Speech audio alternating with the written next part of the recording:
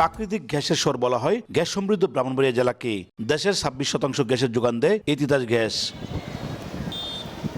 কিন্তু এই জেলায় আবাসিক ও শিল্প প্রতিষ্ঠানগুলো এখনো গ্যাস সংকটের কারণে খুঁড়িয়ে খুঁড়িয়ে চলছে। এই জেলায় উচ্চশিক্ষা প্রসারে এখনো প্রতিষ্ঠা হয়নি মেডিকেল কলেজ, পাবলিক বিশ্ববিদ্যালয়, কৃষি বিশ্ববিদ্যালয়ের মতো গুরুত্বপূর্ণ প্রতিষ্ঠান। ফলে এই জনপদের মানুষের ভোগান্তির শেষ নেই।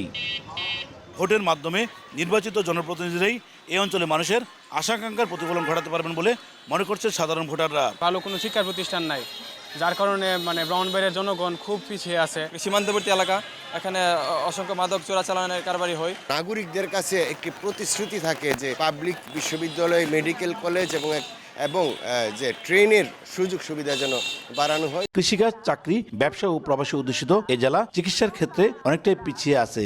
মেডিকেল কলেজ না থাকায় এই এলাকার রোগীদের অল্পতেই উন্নত চিকিৎসার জন্য রাজধানী ঢাকায় পাঠাতে হয়। যোগাযোগের ক্ষেত্রে সড়ক ও রেলপথে এখনো রয়ে গেছে নানা প্রতিবন্ধকতা।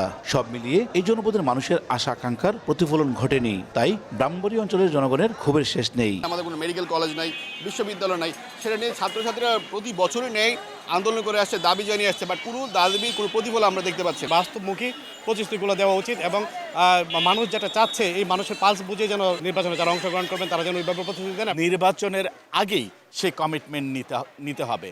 কারা ব্রাহ্মণবাড়িয়ার জন্য, ব্রাহ্মণবাড়িয়ার উন্নয়নের জন্য কাজ করবে।